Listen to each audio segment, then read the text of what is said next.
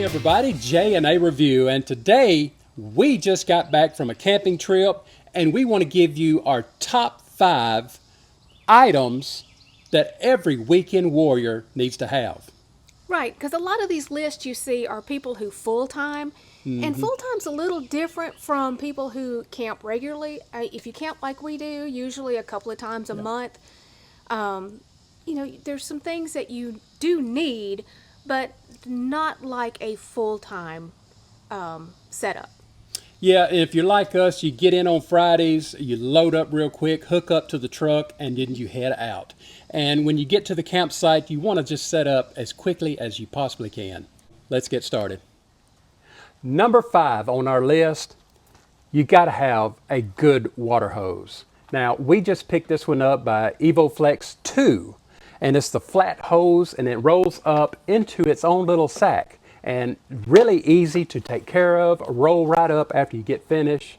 And I think that's a great thing, just having a great water hose. Another thing on that one is because it is flat, it's actually easier to roll up than the others. And it stores real easy. Now, you can get the cheap Camco hoses at Walmart. We have one, and I use it for the black tank. So that's number 5. Number 4 on the list, get a good sewer hose. Now this is the Rhino hose from Walmart, and I think it comes in a little bundle where all the little fittings come with it. So yeah, that's number 4, a good sewer hose. Yeah, obviously you can tell ours has been well used. Now some of the camper stores that you'll buy your camper from will give you a starter set. Yeah. Keep that one for a backup if you need it, but usually the hoses that are in it are just terrible. Right. Number 3 on the list, you got to have some kind of filtration. We love the little inline filters. I think Camco makes some you can pick up at Walmart, and I think it's just a great item to have.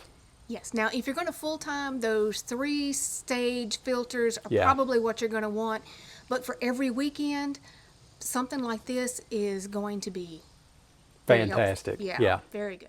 Number 2 on the list, you need to have some kind of water regulator. Now, they make those that's got the little gauge on it where you can twist and turn to get all the pressure you want or need or less.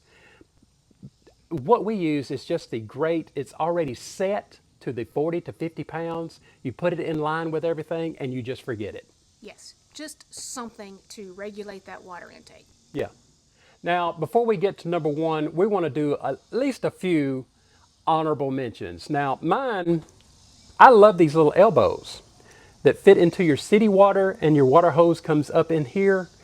It just takes a lot of the stress out of that water hose. That's a really good honorable mention. Yes, it is.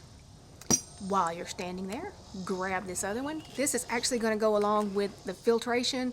If you don't have the 3-stage water filter and you think the inline is not enough, grab you one of these Brita pitchers from Walmart, keep them in your fridge, and that just gives you an extra layer of filtered water there. It's a good honorable mention. It is. All right, and number 1 on the list, you need some kind of surge protector EPO. Now, we use the Power Watchdog, and it has come in so handy for us.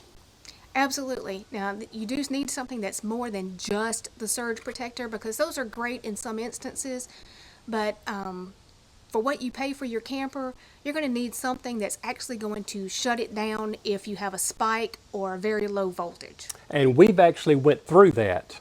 Yes, we did. And the Watchdog done exactly what it was supposed to do. It sacrificed itself to save our camper. Yes, it did. It was worth every penny.